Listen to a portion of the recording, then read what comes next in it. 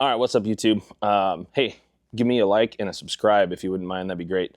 That's a shameless plug because I think I made like $300 off my YouTube channel last year. Like, that's big money, right? So, no, it's just it helps to it certainly helps to get the parts and the content out there. Not that I'm super worried about it. I don't really care about being famous, but hey, you know. So, rear frame section. So this is This is from the #1 cross member, basically the chassis side bracket to the shock mount. All of the engineering is there, the heights, all the lengths of the 4-link bars, the anti-roll bar, all that stuff is set. All these brackets, all these parts and pieces have all been tried. This particular unit is set for a pretty wide wheel mount surface. The car's already got like a 750 cert in it, and he's tired of the leaf springs, and which I don't blame him. Look, have a leaf spring car, but they have their limits. So this is the leaf spring delete kit that we're going to put in this thing, and or in this guy's car, and that's where this lands. So I'm going to offer this as a custom order part because there's a lot of pieces to it that need to be addressed. So the 4-link width, right? The 4-link width is something that we need to talk about and figure out, make sure it's going to work with your car. Obviously the wheel mount surface, if you have an existing housing, I can also work with that. I did one not too long ago. The guy had an existing housing. It's a little more difficult to make sure that all the stuff lands perfectly. Like I would end up sending you the 4-link bars with only 1/2 of them welded. That way, when you got it in the car, in case the geometries, something moves and it's like, hey, I don't want to have the upper control arm all the way out or the lower control arm all the way in, vice versa, whatever the deal is. So that would be a situation where I'd probably send you the 4-link bars 1/2 welded with extra material, so you could adjust that once you actually had it in the car. But the concept of this is that you have an existing car that you don't want to cut the whole cage out of it, and you just want to add the back half section to it. So imagine that from the main hoop forward is 750 cert, 650 cert, whatever it might be, chromoly, and it's a nice car, but it's got built as stock suspension, it got built as a ladder bar, it got built, whatever, insert whatever reason, you're like, man, I really want to switch this thing to a 4-link. So this frame setup has all of the pieces already installed. It's already put together. It's already square. We build it on a nice fixture that fits on top of this giant table. It holds all the tubes flush. There's a bunch of cool features that go into it. So having that already done, now your focus is build yourself like a basic 2x2 or 3x3 kind of square tube frame mount kind of system. So you mount the car on it. It could be sitting on jack stands even still, but make it so the car is mounted to something square and flat, and then get this frame section where this axle center line needs to be. You'll know what the shock height is supposed to be, and you could set that in the car. You can adjust up and down a little bit to get where you need to be. Also, there's a massive amount of adjustment in it, so you really have you can get where you need to go with it because there's enough movement in it. I've got a couple of different chassis side brackets too that'll accommodate it. Basically, like imagine if all the holes were up a little bit, if the car was really low, or if the holes were down a little bit, the car was on the higher side, right? Like, so you might have, say, like a Camaro or a Nova with a stock style A-arm front suspension. Well, those cars are never going to have the low ride height that you can achieve with, say, a Chevy 2 with a bolt-on front end and the floor removed, right? So like those two cars they don't occupy the same space as far as ride height is concerned. So not that you can't get one of those Camaros or Novas low, but you will not get it as low as, because of the A-arm configuration, stuff hits the ground, blah, blah, blah, blah, blah. So there's movement there in the chassis bracket, and there's movement in where you actually mount the frame rail. So yeah, this is the point of this video, is to go over this. It's going to be a custom order part on the website. Everybody probably wants to know, as this one is configured, this thing came in at $6,400. So throw in say $450, $500 to a freight terminal delivery, or you could stop by the shop if you're close enough and pick it up. Kind of whichever way you want to go. So I'm going to go ahead, flip this camera around, and let's cover all the details in this on this frame section. I think that's what I'm just going to call it, rear frame section. And that way you know kind of what you're working with and what you're up against, and how we would go about ordering it, and the things that would need to be known about the race car so we could get this thing set up properly. So let's flip it around and let's check this out. All right, let's start off from the beginning. So this frame section can come in 1 5/8, 120 wall DOM mild steel, or it could come in 4130, whichever one you want to do. So 4130 would be 1 5/8 by 083. Just let me know which one you would like to do. I can fully weld this thing, or I can send it to you tacked. The frame section, this is what I was talking about, like getting this frame rail right. I want to make sure that you have enough material to reach out and touch the rocker panels. There's an upright here for working things in, you know, mounting things like that. The drive shaft safety loop area back here, this will fit a drive shaft tunnel nice. The number 1 bar, this is a great feature because it does 2 things. If you're doing a really long travel radial configuration where it's going to drop out a bunch, that gives you drive shaft clearance. Also, this also allows for, if you need to have this mounted up a little bit higher, even in a regular kind of configuration where it didn't have a lot of travel, this still gives you some space for the drive shaft. So it's a double bonus as far as having that little bit of extra drop. So that type of feature works out great. The next thing we have to talk about is 4-link width. 24 and 22 are really kind of my go-to numbers. Narrower than that, and it gets difficult to get the 4-link brackets on.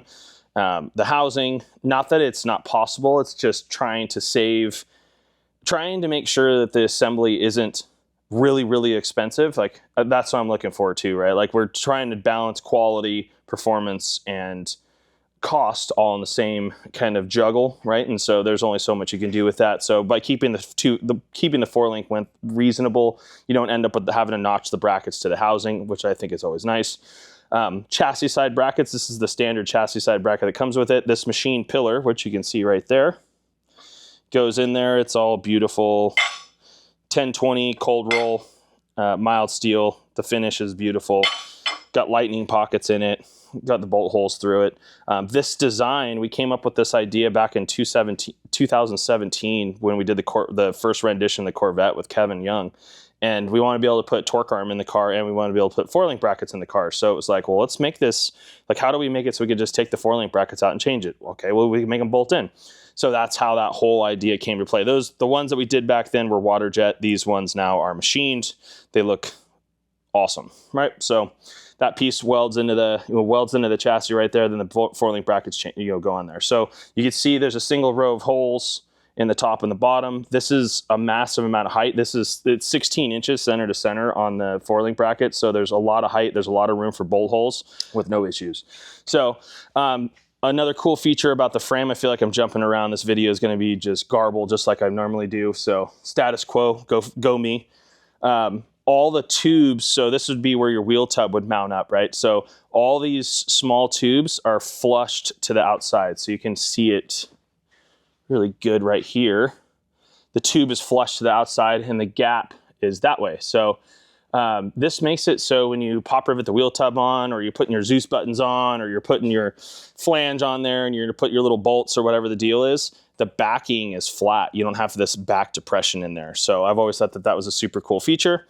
This rear end housing is built exactly to the width that he wanted for the car. It's matching an existing width because he already has double beadlock wheels and tires. So we're just going to maintain that. So I built that exactly what it needed to be. Got all your rod end supply, 4130 rod ends, an 1.5 inch 120 wall lower control arm, 1.5 or 1.25 inch 120 wall upper control arm, saving a little bit of weight. Don't need as much mass there. The anti-roll bar links will get sent because I don't know where your final ride height's going to be. One side will be welded, and I'm going to make them long, and then this side will not be welded. So there, you have a change there, or you'll have a chance to make an adjustment there. Wishbone on the top, I machined these super cool machined billet 6061 brackets right there. They're anodized. They've got 2 threaded inserts in them. The 2 bolts at the top hold those in. It fits a high angle misalignment. You can see how awesome the wishbone sits up there, and you got plenty of room for the drive shaft right down the middle. Got the cool bracket on the top, 7075 anodized slider in there. It's 1.25 inch OD, so the slip tube is 1.5 inch, 120 wall, 4130. So far, so good. I've had these on for a long time, and they run really, really nice. This particular configuration, we actually used a leaf spring. I'm going to call it a quote, scare quotes, leaf spring robot welded housing, and put 4-link brackets on it. I was able, instead of hand welding a whole housing out, I was able to use a robot welded blank. I was able to save him $1,000. So normally this housing and in the hand welded lightweight configuration, like shown in my other video, normally that housing is $30 $3,500 or 3,350, $3,400, something like that. I was able to do this thing for $2,400 because I'm able to short a whole bunch of shop time by using the robot welded frame section, or the robot welded center housing piece. You could see though that we still have to fit the back brace by hand. We fit the 4-link brackets all on there.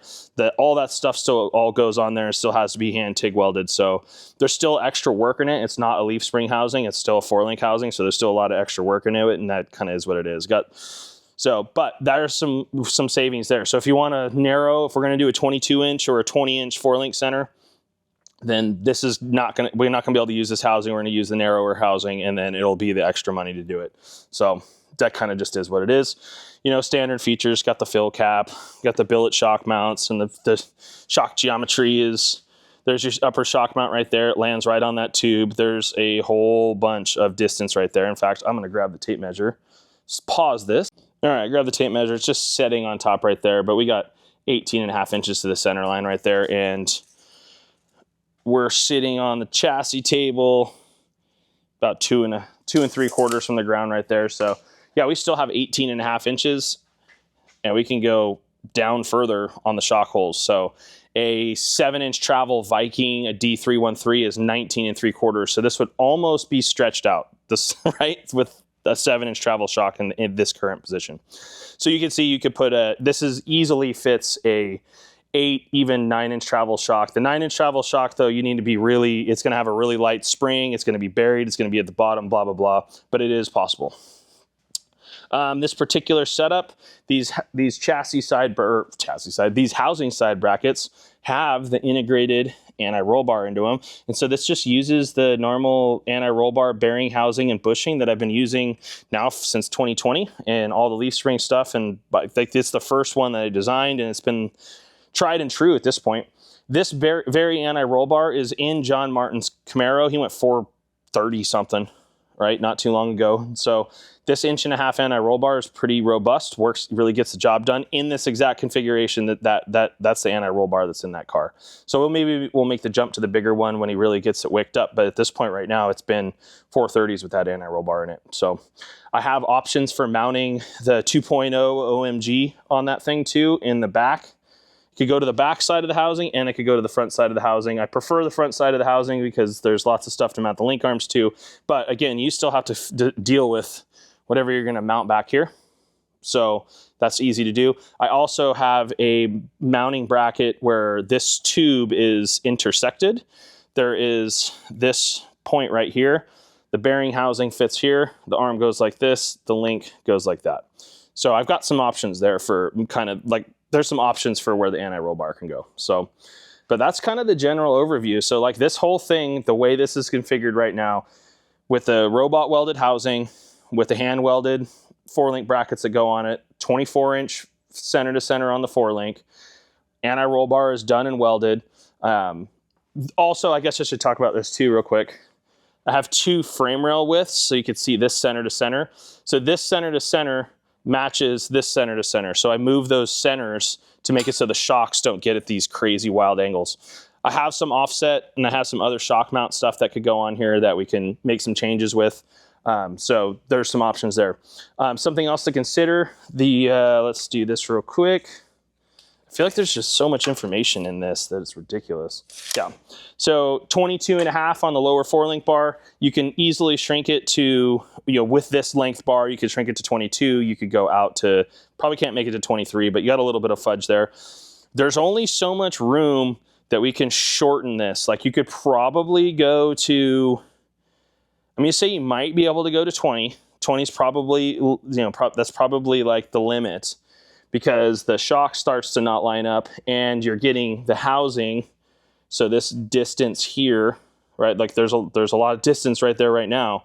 But as you move this forward, I end up where I can't have frame rail height here. And now my back half isn't strong because I don't have any 3-dimensional strength built into the back half. So stuff to consider there. This is a 22.5-inch 4-link bar length.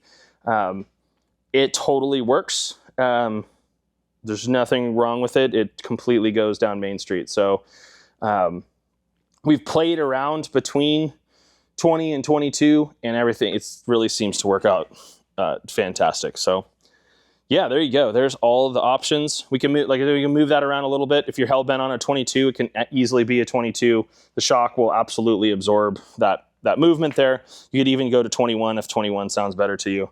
I can show you too, if you want to order one of these things, I can show you how we can do some setup on this on the 4-link bars and some lengths, and you can see the interface between the 4-link bars and what happens to the centers and what happens to the instant center and whatnot.